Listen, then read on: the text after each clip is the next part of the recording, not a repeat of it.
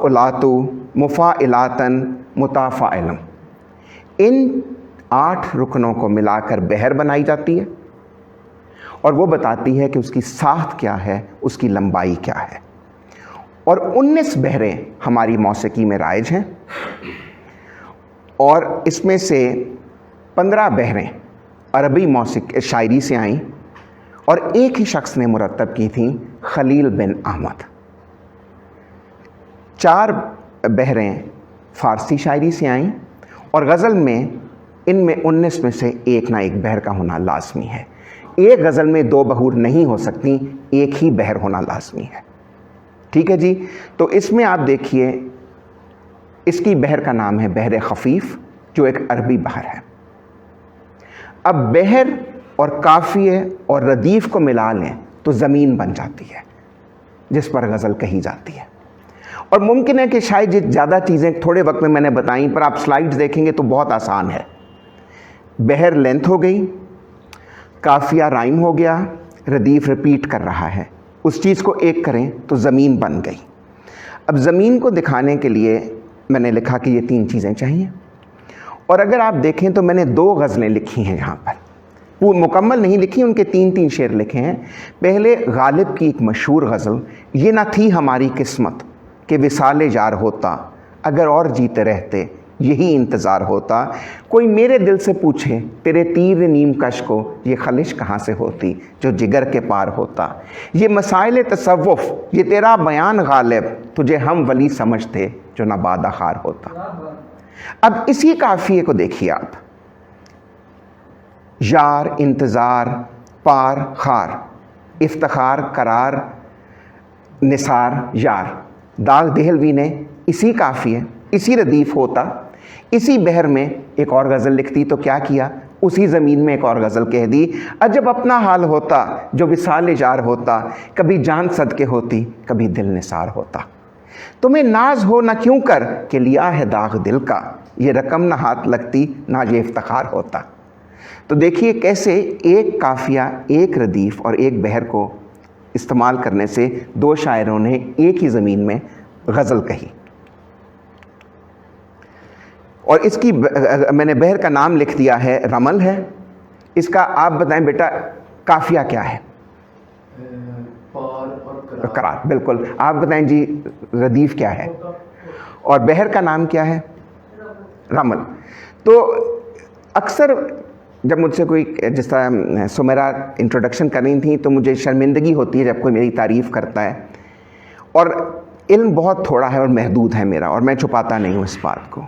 अगर कोई काम मैंने अच्छा किया है ज़िंदगी में तो वो ये है कि मुश्किल चीज़ को सहल करके बताया है।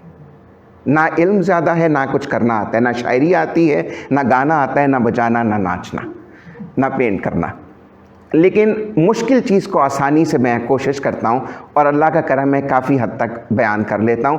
तो इसमें कुछ समझ नहीं आया तो आप बताइए। शुक्रिया जी, ठीक है। और जो भूल जाएगा आप मुझे ईमेल करें, मैं आपको प्रेजेंटेशन बड़ी खुशी से भेज दूंगा। अच्छा जी, अब हम गज़ल को छोड़कर हिंदुस्तानी संगीत का जिक्र करें, राग ताल का। ठीक है जी।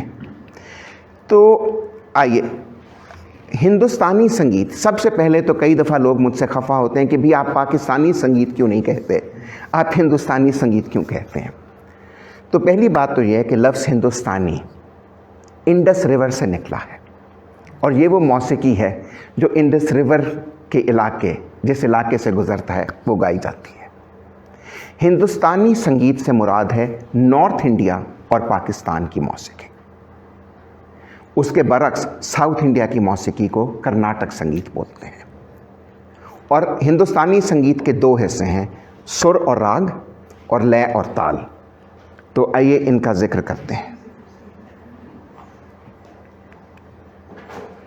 सुर क्या है? एक फ्रीक्वेंसी में कहा गया, पढ़ा गया, गाया गया एक नोट सुर है। सा रे गा मा पा, ये हमारे 7 बेसिक सुर हैं। ठीक है जी। अब इनको अगर आप देखिए तो इनकी कुछ किस्में हैं। जो सा और पा हैं वो हमेशा नेचुरल हैं, उनकी एक ही किस्म है, सा और पा। लेकिन जो रे, गा, धा और नी हैं उनकी एक नेचुरल फॉर्म है और एक थोड़ी सी उसकी धीमी कोमल फॉर्म है। और फिर जो हमारा माँ का सुर यानी मध्यम का सुर है उसकी एक नेचुरल फॉर्म है और एक शार्प फॉर्म है।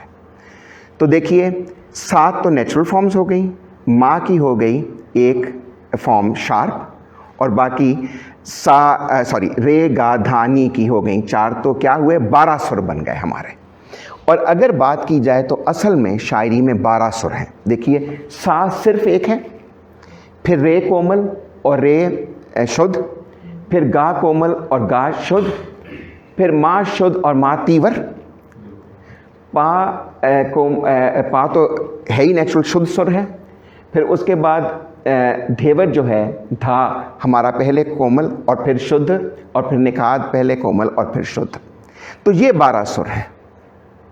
अब एक बात बड़ी हैरानगी की है कि ये सुर तब से कायम हैं जब ना जहाज़ थे ना रेलगाड़ी थी, अलग अलग दुनिया रहती थी, लेकिन यही सुर अफ्रीका में भी गाए जाते हैं, यही सुर अमेरिका में भी गाए जाते हैं, यही सुर हमारे यहाँ भी पढ़े जाते हैं। ऑस्ट्रेलिया चले जाइए, चंद एक ममालिक हैं जहाँ थोड़ा फ़र्क है, लेकिन अक्सर और बेशतर यही 12 सुर हैं। तो बताइए आपके ख़्याल में ऐसा क्यों है कि यही 12 सुर? ऐसा तो नहीं था कि लोग एक दूसरे से उन दिनों मिलते थे, तो ये 12 सुर कैसे आए? जो फ्रीक्वेंसी, इसमें यही बात थी कि ये सारे नेचर से बोरो किए गए और इनके लिए 3 चीज़ें शर्त थी। एक तो ये नेचुरल साउंड हो, दूसरा ये हलक से अदा हो सके, और तीसरा ये कि इनमें गनाई हुस्न हो यानी कि मेलोडी हो, दिल को अच्छा लगे। तो यूँ हम लोगों ने ये 12 सुर किए। ठीक है जी। अब इन 12 सुरों को आप कुछ असूल और ज़वाबत के मुताबिक तरतीब दें तो राग बन जाता है। और वो असूल ज़वाबत क्या है? राग में एक चीज़ होती है रस। एक किताब है 36 उसमें चैप्टर हैं, भरतमणि के साथ एट्रीब्यूट की जाती है नाट्य शास्त्र। हमारे सारे संगीत, सारे रक्स, सारी शायरी का बेसिस उस पर है, परफॉर्मेटिव आर्ट्स का। और ये 200 BC से लेके 200 CE तक लिखी गई। तो किसी एक शख्स का काम तो नहीं है, भरतमणि ने मुरतब की होगी। तो उसके 6ठे चैप्टर में ये 9 रस बताए गए हैं कि ये इमोशंस हैं अद्भुत, हैरानगी, भयानक, खौफ, विभस्त, नफ़रत, डिस्गस्ट, हंसी, करुण, गम, गुस्सा, शांत यानी कि सकून, श्रृंगार यानी कि रोमांस और हुस्न, और फिर वीरता यानी बहादुरी। तो हर राग का एक रस होता है। तो एक तो ये चीज़ उसको बताती है। फिर दूसरी चीज़ होती है कि दिन के 8 पहर हैं और हर पहर के लिए अलग राग हैं, तो वक्त भी डिफ़ाइन करता है राग क्या है। और अगर हम देखें तो ये चीज़ें हैं एक सफ़े पे जो राग हम घंटों गा सकते हैं, घंटों सुन सकते हैं, बस ये एक सफ़े पे सब कुछ आ जाता है। बाकी गवैया या बजाने वाला, उसकी सोच कहाँ तक है, उसका फ़न कहाँ तक है, वो उस राग को पढ़ेगा। आरोही क्या है? सुर में ऊपर जाना, सा रे गा मा पा धा नी। अवरोही क्या है? सा नी धा पा मा गा रे। पकड़ कुछ ख़ास फ्रेजेस, नीरे गा, नीरे सा, एमन राग के ख़ास फ्रेजेस, तो वो उसकी पकड़ है। जाति, 3 जातियाँ हैं रागों की। 5 सुर के राग औडव राग, 6 सुर के राग खाडव राग और 7 सुर के राग संपूर्ण राग। 5 से कम सुरों में राग डिफाइन नहीं होता। वक्त कि कौन से पहर में पढ़ा जाता है, रस के उसमें कौन सा रस है। वादी सुर वो सुर है जो सबसे ज़्यादा लगाया जाए, समवादी जो उससे कम लगाया जाए, अनुवादी सुर जो एक आम सुर है, विवादी सुर जो मना है, मतरूक है, और कम सुर जो शरारत से, महारत से लगाया जाए, उसमें इजाफी खूबसूरती पैदा करने के लिए। तो ये सब चीज़ें राग में शामिल हैं। ठीक है जी। अब आइए टेम्पो में। टेम्पो क्या है जी? स्पीड है और उसको ताल के ज़रिए कहा जाता है। जैसे सारे गमा पाधा नीसा हैं, तबले के अल्फाज हैं ता, ती, तू, ना, कत, ता, तेड़, केट, तो ये लफ्ज़ हैं।